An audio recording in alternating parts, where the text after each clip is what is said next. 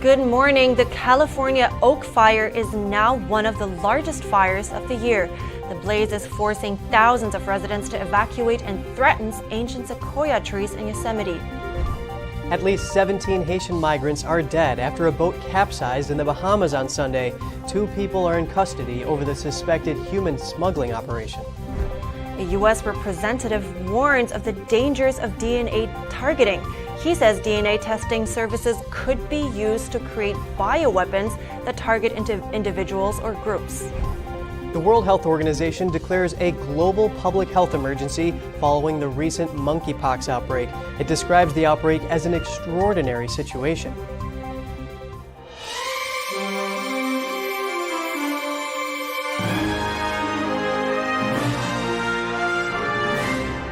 Good morning. Welcome to NTD. I'm Kevin Hogan. Good morning, and I'm Evelyn Lee. Hope you had a great weekend. We are starting into a new week. It's the 25th of July today, and also over the weekend, President Biden was recovering from COVID. The White House physician says Biden's main symptom now is a sore throat. The president is taking Paxlovid for treatment and is not experiencing any shortness of breath. Biden tested positive for COVID on Thursday. He has been fully vaccinated with 2 booster shots. The White House physician says Biden's voice is a bit deep, but all his other symptoms are improving. He will continue to be treated with Tylenol, oral hydration, and an albuterol inhaler for an occasional cough. The First Lady Jill Biden tested negative for COVID on Sunday. A wildfire west of California's Yosemite National Park is turning into one of the largest fires of the year. The blaze moving through Mariposa County is forcing thousands of residents to evacuate. California Governor Gavin Newsom has issued a state of emergency for the region. CAL FIRE, the fire department of the California Natural Resources Agency, says over 15,000 acres have been burned since the oak fire started on Friday. At least 10 structures have been destroyed and around 2,000 are being threatened. Officials say 3,000 people are under mandatory evacuation orders, around 2,000 are under fire advisory and could soon be ordered to leave. Firefighters are using tankers, air tankers, bulldozers, and hand crews to battle the fire. They have been unable to contain it. Yosemite National Park is about an hour's drive from Mariposa County. Some of the largest and oldest sequoia trees in the world risk being burned. The cause of the fire is under investigation. And 2 people were killed and at least 5 others were injured in a shooting in LA on Sunday. The shooting happened near a car show in Los Angeles Park. 4 men and 3 women were taken to the hospital ranging in age from 23 to 54. Police have not identified the victims. The LA Police Department says the shooting occurred around 3:50 p.m. yesterday at Peck Park in the community of San Pedro. Investigators believe the shooting began as a dispute between 2 parties. Police have yet to identify any suspects. It is still unknown how many shooters were involved. And at least 17 Haitian migrants died off the coast of the Bahamas in a suspected human smuggling operation. A speedboat carrying them capsized yesterday. A multi-agency investigation is underway to determine the full circumstances surrounding a suspected human smuggling operation, which has resulted in the deaths of these irregular Haitian migrants. It is presumed that additional persons are missing. Search and recovery continue as we speak. It is believed that their final destination was Miami, Florida. 25 people were rescued, but up to 60 people may have been on board. Authorities say 2 men from the Bahamas were taken into custody over the suspected human smuggling operation. Gang violence is worsening in Haiti, with its economy tumbling. Now Haitians are fleeing the country to escape gang violence and poverty. Survivors say they paid between $3,000 to $8,000 for transport. A Democrat on the House Intelligence Committee is warning Americans about the possible threat of DNA targeting.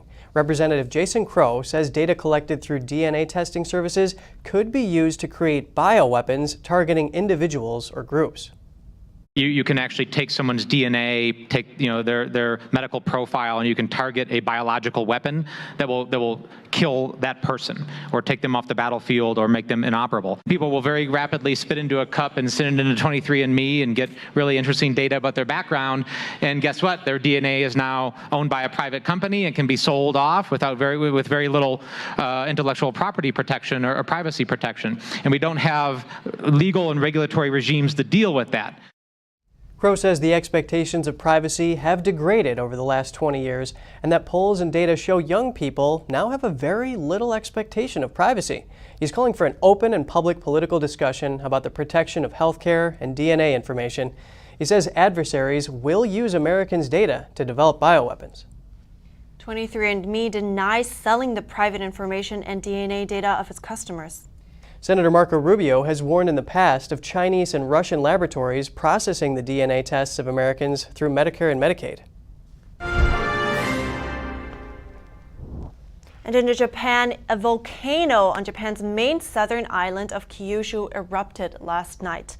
There were no immediate reports of damage or injuries in nearby towns. The Japan Meteorological Agency announced a level 5 alert. That's the highest level there is, and they called for people to evacuate. Authorities said they didn't expect a large eruption. The volcano is also called Sakurajima, and it's located on the southern tip of Japan. It erupted last night with volcanic stones raining down. The rocks hit at a distance of 1.5 miles away from the crater. And this volcano is just 30 miles from the Sendai nuclear power plant. Thankfully, though, Japan's nuclear regulator says no irregularities had been detected at the power plant. Yeah, Japan has over 100 active volcanoes. According to NASA, Sakurajima is one of Japan's most active. Eruptions of varying levels take place on a regular basis. And coming up, protests start in Canada over the weekend. Find out what's motivating people to take part in demonstrations across the country. And the World Health Organization says recent monkeypox outbreak is an extraordinary situation. The WHO declared monkeypox as a global emergency that requires a coordinated global response. Find out more after the break.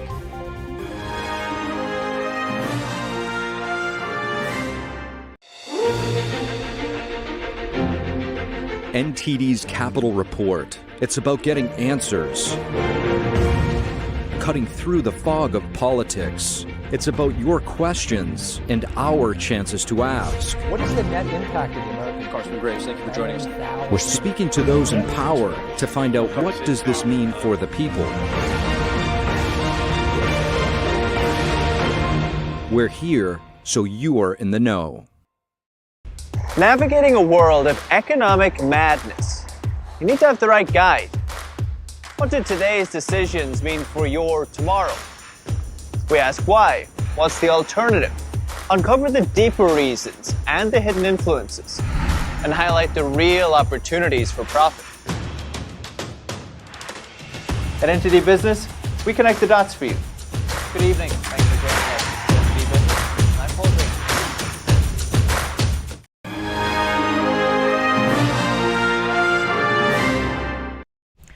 Protests across Canada on the weekend, pedestrians and vehicle convoys took to the streets to show support for farmers in the Netherlands. NTD's Jeremy Sandberg has more on the cause of the demonstrations. Protests in Canada started Saturday across the country. Many were in solidarity with the farmers in the Netherlands and other European countries. Dutch farmers are protesting against climate change policies they feel will affect their livelihood, such as the government calling for a 30% reduction in livestock. In Ottawa, protesters gathered in the city's downtown and outside Parliament Hill. No farmers, no food. Vehicles formed a convoy. In Toronto, vehicles formed a larger convoy with some slow rolling to the rendezvous point. Many Canadians are concerned of policies like those in Europe coming to Canada. When the world stops the farmers, the people starve. Some feel that will only be a matter of time if they don't stand up now. Like, we're retired and we're enjoying the farm life, but we're thinking about the children, grandchildren, future generations, and for other people. A common sentiment among protesters is that government overreach is growing around the world. I'm sure that the farmers know what they're doing, and they try to do their farming as efficiently and as effective as possible. And I don't think that they need the government to tell them exactly how to do things. Another concern is less food production and higher prices. It's going to affect the middle income and the lower income people. So the poor people are not going to be able to eat, and they're going to, starve to death. Vancouver saw vehicle convoys gather in the downtown area in front of the Dutch consulate. It affects everybody, you could be for freedom, you can be for the Liberal Party, you could be best friends with Justin Trudeau, but at the end of the day, if you haven't got food in your cupboards and in your fridge, we're all going to be in the same boat together. We're going to be starving. A large convoy of truckers gathered in Canada's capital earlier this year. Thousands joined the protests against the government's vaccine mandate for cross-border truck drivers. Prime Minister Justin Trudeau invoked the Emergencies Act to stop the protests, giving police the power to use force to clear crowds. The federal government also froze protesters' and supporters' bank accounts. When they asked us to stop beeping, we stopped beeping our horns. We were willing to move our trucks, but you know what happened? They did the Emergency Act us, they beat us up, they trampled us, and that was never our intention. We just wanted freedom. We just wanted Trudeau to talk to us. If he would have talked to us, I'm sure we would have left. The Dutch government wants to reduce nitrogen greenhouse gas emissions and ammonia by 50% nationwide by 2030. The Canadian government is planning for a 30% reduction in emissions by 2030, possibly limiting fertilizer use. And it's a money grab. It's to grab the property from the farmers who are going to be forced into either bankruptcy or selling their properties for pennies on the dollars because they're not going to have the income to maintain it. The environmental regulations come at a time of global food shortages and rising fuel and fertilizer prices. Jeremy Sandberg, NTD News. Burma's military authorities have executed 4 democracy activists accused of helping carry out terror acts. That's according to state media. It's the country's first executions in decades. The 4 men were sentenced to death in a closed trial in January. They were accused of helping carry out terror acts against the army that seized power in a coup and unleashed a bloody crackdown on its opponents last year. The 4 included democracy figure Jimmy Jaw-min-yu and former lawmaker Piu Zayadaw, who was also an ally of ousted leader Aung San Suu Kyi. Both lost their appeals against their sentences in June. The 2 others executed were La Mew Aung and Aung Duyazaw. State newspaper The Global New Light of Myanmar said the punishment for the 4 was carried out according to prison procedure without giving details. Previous executions in Myanmar have been by hanging. The country's last judicial executions were in the late 1980s, according to a Burmese political prisoner activist group. A military spokesman did not immediately respond to calls for comment. The chief of the World Health Organization has declared the recent monkeypox outbreak a global health emergency of international concern. We have an outbreak that has spread around the world rapidly through new modes of transmission, about which we understand too little and which meets the criteria in the international health regulations. For the moment, this is an outbreak that's concentrated among men who have sex with men, especially those with multiple sexual partners. That means that this is an outbreak that can be stopped with the right strategies in the right groups. The international health regulations remains a vital tool for responding to the international spread of disease. Monkeypox has spread in over 70 countries. The WHO Director General made the decision to issue the declaration despite a lack of consensus among experts serving on the UN Health Agency's Emergency Committee. A global emergency is the WHO's highest level of alert. The designation does not necessarily mean a disease is particularly transmissible or lethal. Monkeypox have been established in parts of Central and West Africa for decades. Widespread outbreaks didn't occur beyond the continent until May. The WHO previously declared emergencies for public health crises such as the COVID-19 pandemic and the 2014 West African Ebola outbreak, as well as the Zika virus in Latin America in 2016 and the ongoing effort to eradicate polio. And in some other news, truck drivers and Britons that head off on holiday by ferry faced hours-long waits at the port of Dover on Saturday.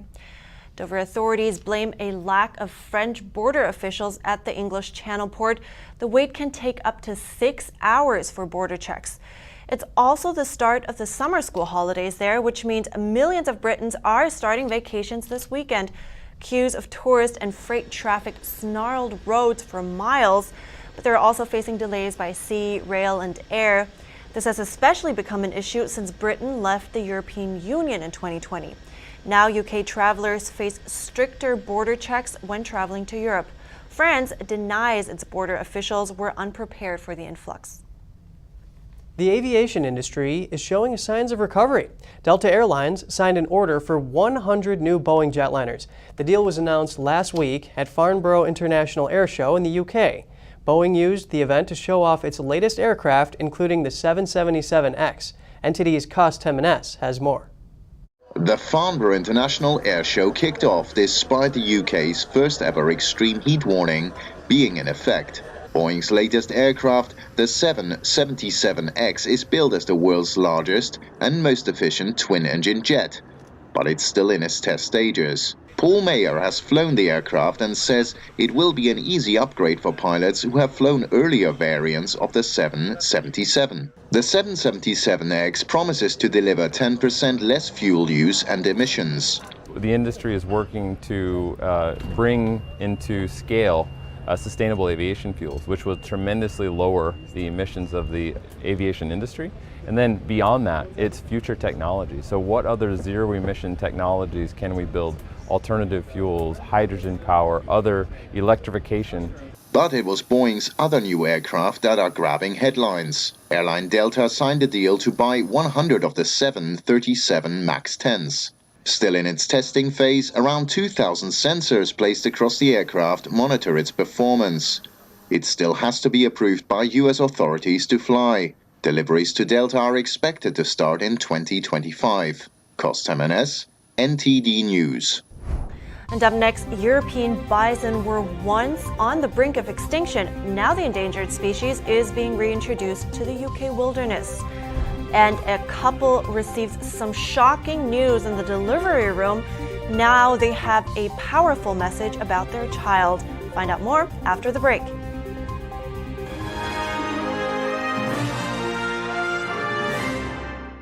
This is Lee Smith from Over the Target. I'm here to announce a brand new show available only on Epoch TV, and that's Over the Target Live, Thursdays at 9 p.m. Eastern Time, 6 p.m. Pacific Time. For an hour each Thursday starting at 9, we'll be speaking with guests live, and I'll be taking questions from you live as well, touching on all the themes, topics, subjects, and issues that Over the Target is known for, from foreign policy and national security to this, our great American life. I'll look forward to seeing you soon, and I'll look forward to hearing from you soon, too. Thursday nights at 9 for Over the Target Live. I'm Lee Smith. Thanks.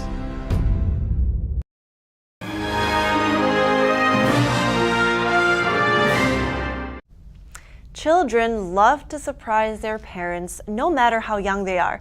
This couple from Aurora, Illinois, caught their surprise on camera in the delivery room.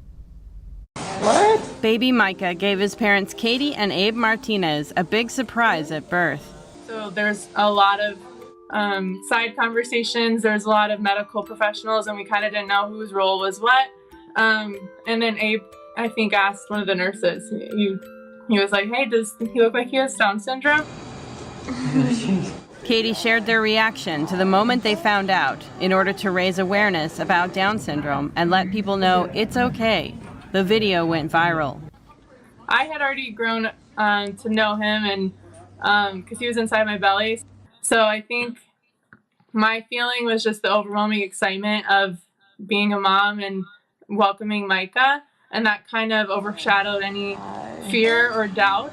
After the initial shock, the first-time parents were thrilled to meet their new baby. It was a surprise, and it was just kind of like a second of like, oh my goodness, what? And then I think initially it was shock and denial. When they placed him on my chest, he was just quiet and so sweet. Nothing was detected in the ultrasounds during the pregnancy. The couple says they prefer it this way. The medical community is like their first response is to offer abortion. And that's really upsetting, and I think it's really backwards. Yeah, Down syndrome and any other diagnosis could be, could be scary because, Many people may not know what it may look like years down the road, and everybody has their own story. But we just wanted to just share our story and let people know that like it's okay and that it's going to be okay. Hi. Honestly, he surpassed all of our expectations. My main message is to just show the quality of life that Micah has, and he's happy, he's thriving, he's doing great. So really, other people don't really understand how amazing that they are. Micah is now a social, energetic 2.5-year-old with a soft spot for his younger sister. Micah, I wouldn't change you for the world, but for you, I will change the world. You know, Evelyn, that's really sweet. I wonder what great things that kid's going to grow up to do. I know, it must be hard to be good parents, but I think it's brave how they took the news and just shared it with the world. And in other news, a rewilding program is bringing European bison back into the highlands of Scotland. The program is using the enormous beast's natural talent to improve biodiversity in the woodlands. NTD's Flinders Kingsley has that story. 3 European bison have been released back into the UK woodlands. After some time, the rewilding program will introduce these females to a bull to repopulate the area.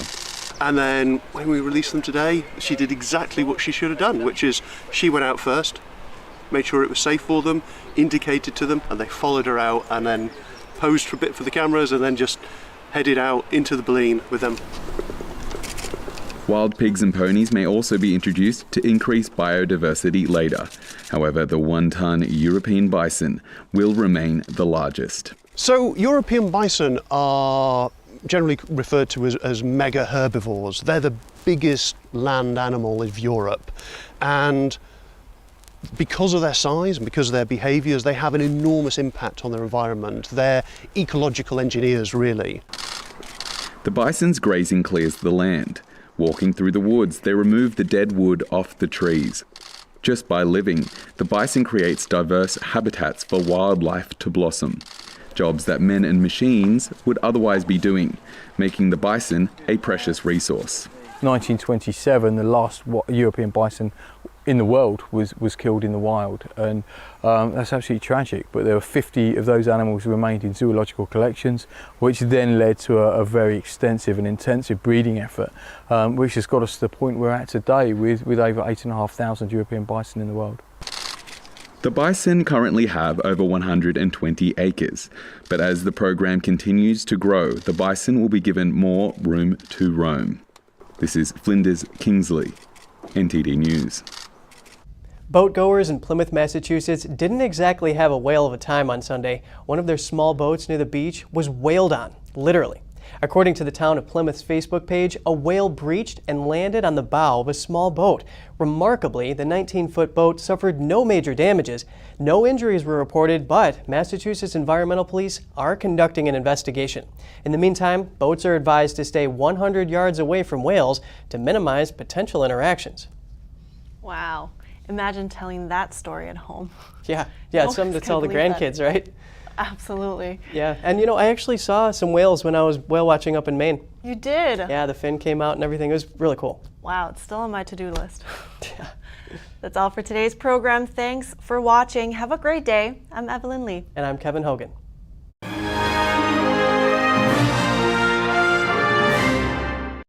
Thanks for watching us on YouTube. Did you know YouTube only keeps selected videos on its platform? So if you want to make sure you get the full picture, just subscribe to our newsletter. Go to newsletter.ntd.com and sign up. It's free.